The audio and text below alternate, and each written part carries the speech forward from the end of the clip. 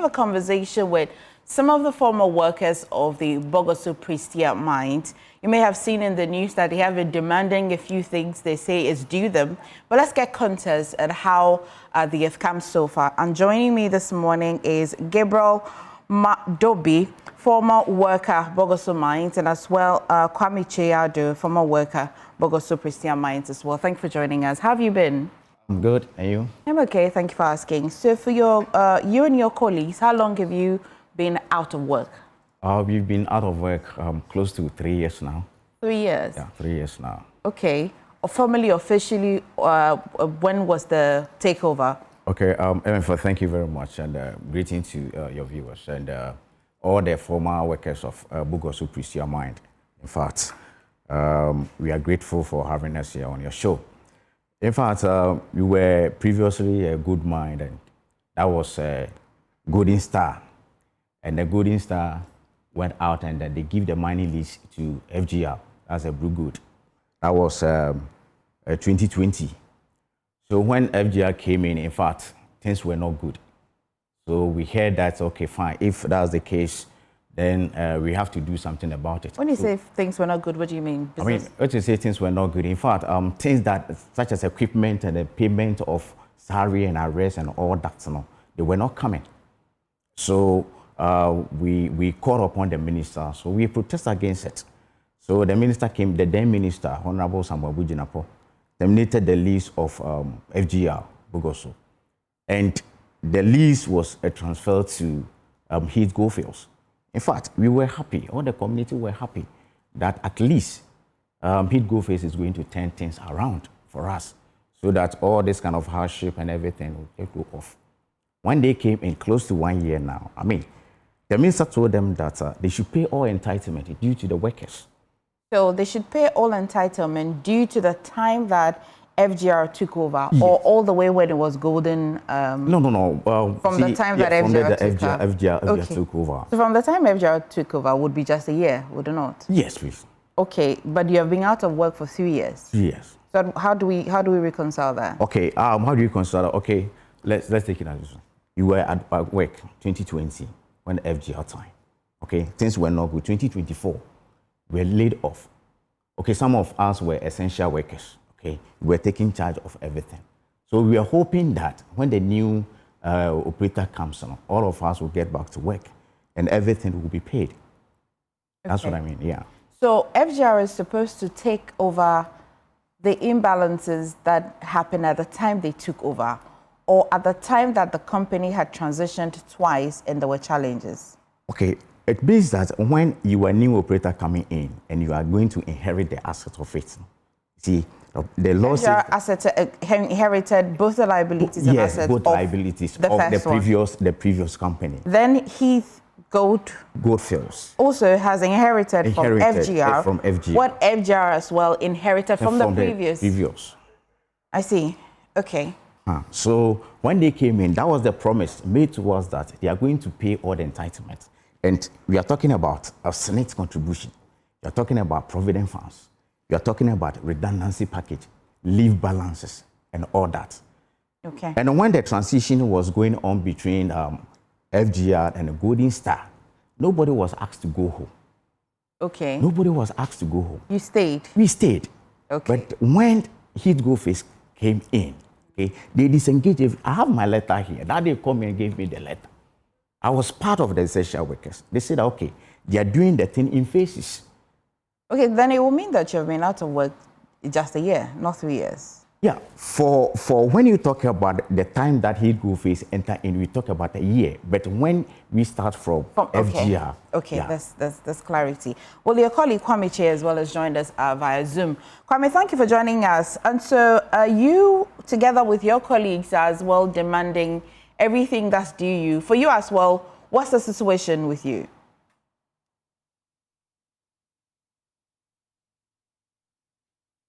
Kindly unmute and speak to us if you can hear me. Yeah, good morning, MFR. Let me take this opportunity to greet your cherished listeners and viewers. So like you asked, I'm with my colleague in the studio. We are all demanding the same thing. Our livelihood has worsened, not just me, over 300 people are unable to pay their medical bills and are able to provide basic necessities for their families. So if you ask of our current status, we are in a very devastating state. It's not something that anybody would want to be in. Okay. So our livelihood have been destroyed. Okay, Kwame, let me stay with you. So just like Gabriel here, the story is the same across board. Currently, exactly, what does Health Goldfields owe you? Okay, so MFR, I want us to take the conversation from how much does Health Goldfields owe you? How much does Health Goldfields owe every employee that has been disengaged? Proceed. So it is not about how much Health Goldfields owe me. If it's about how much Health Goldfields owe me, No. I'm not speaking to you as individuals. I'm speaking to you as a group. And I'm not even asking the total. I'm asking what was in the promise? What are you demanding particularly? Okay, Mefa, so thank you. So currently, what stands outstanding is payment of severance package or redundancy, payment of leave balances, payment of Provident fund, and we have payment of end of contract benefits. So all of these 4 categories of payments stand outstanding as I speak to you now. Okay. The only part that has been paid is a part of the Provident fund, which from Health Goldfields' own memo indicates that Provident fund have been paid up to 50% of workers who have been disengaged. The rest of the payments stand outstanding. Okay, so this payment so far covers the 1 year that they took over. Am I correct?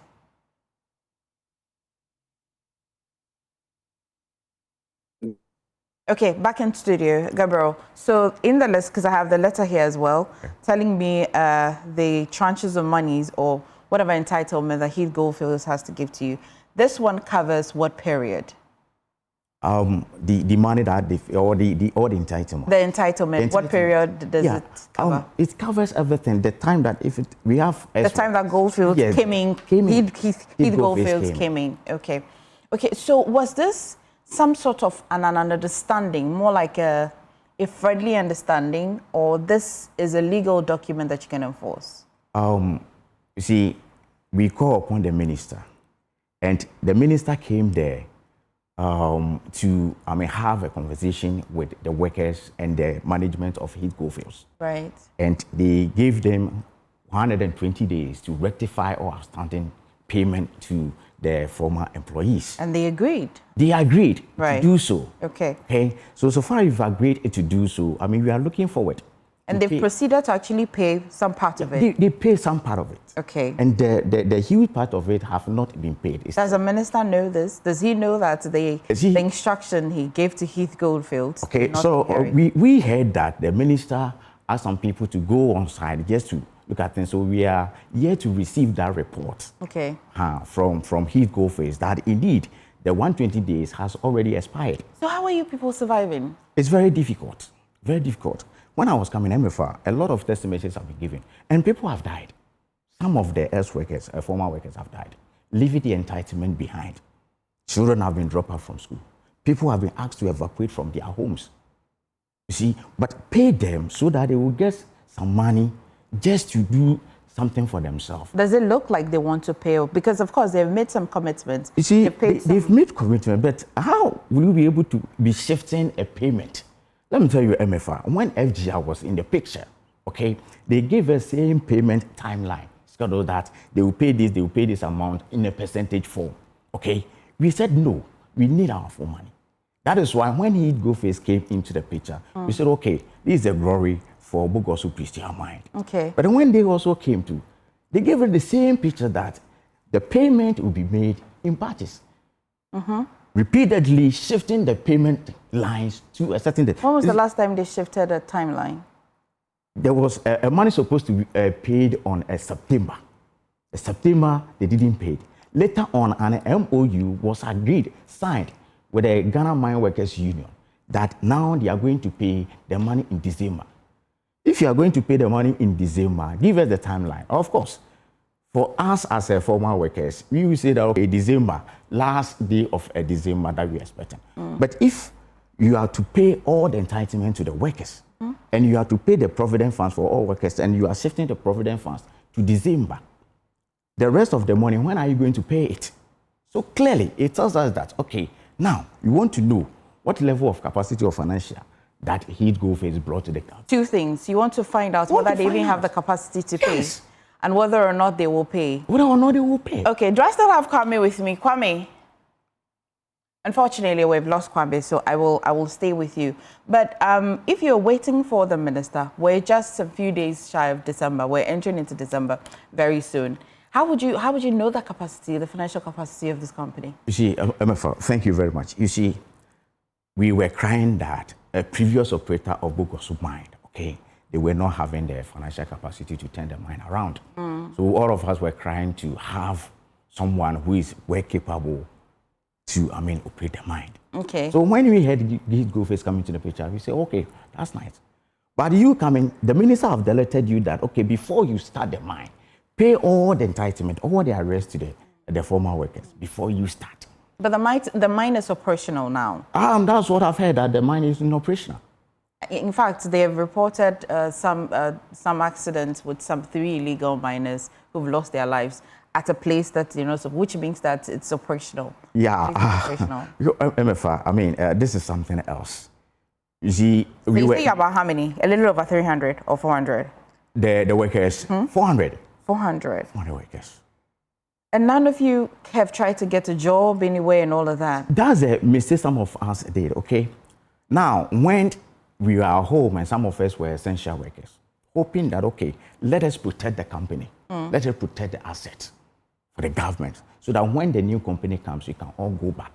So some of us... So you held in, hoping that it was going to get better. Okay. Kwame, I hear you have joined us back on phone. Kwame, how are you feeling about the government and this new takeover? If I hear Gabriel, it's as if you had some confidence in the new takeover, but it doesn't look like that. What are your plans? How are you going to resolve the situation?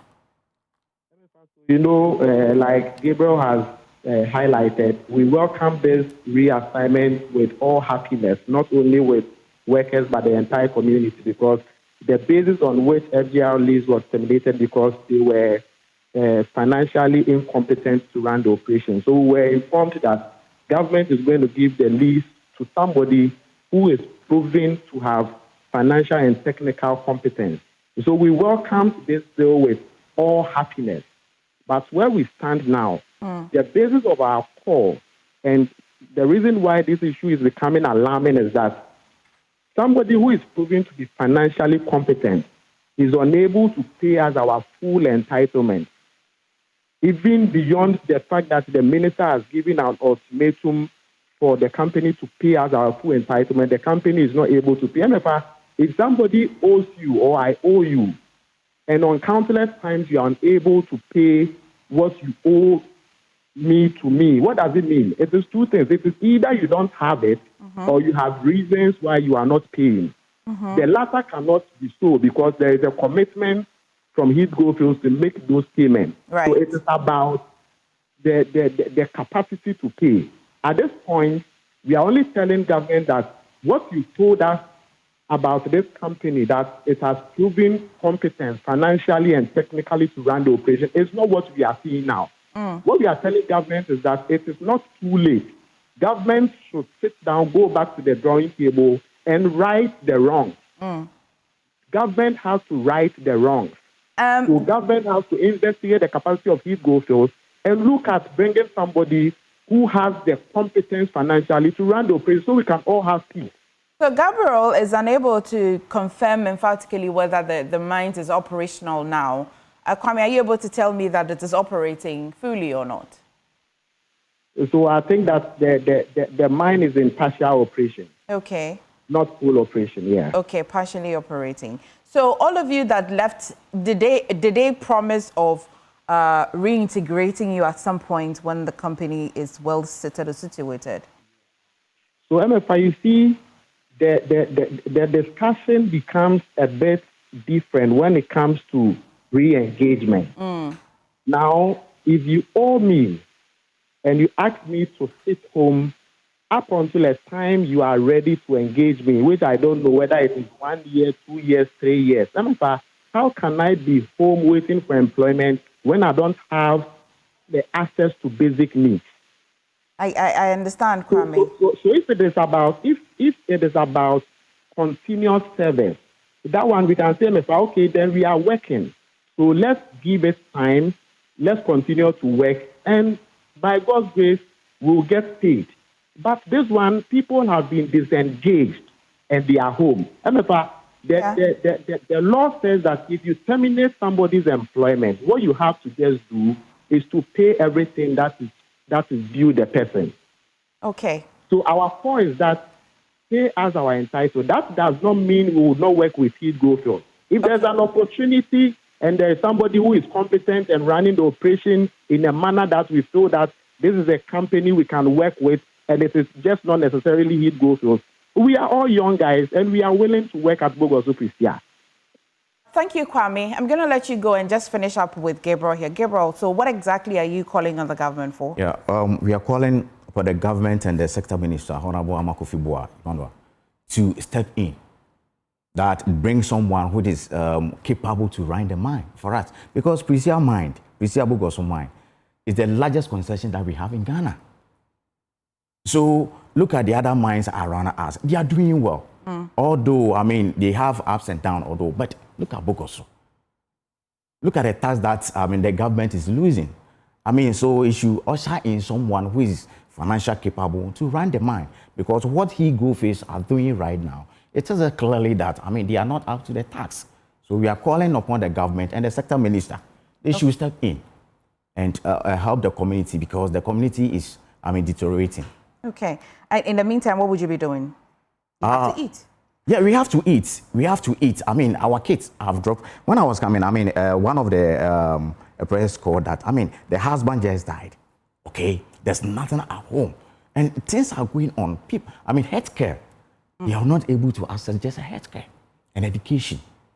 Meanwhile, the company owns them. Now they have to pay their money to them. So we are appealing to the government and the sector minister, Honorable Amakofi-Boa, just to step in, bring in someone who will be able to turn the mind around. That's all what we are asking. All right. Thank you so much, Gabriel and Kwame as well, for drawing the government's attention to what's happening. I really wish you all the best on it. But we're going to go for a quick break. When we come back, we shall be telling you about the World Intellectual Property Organization. Please stay.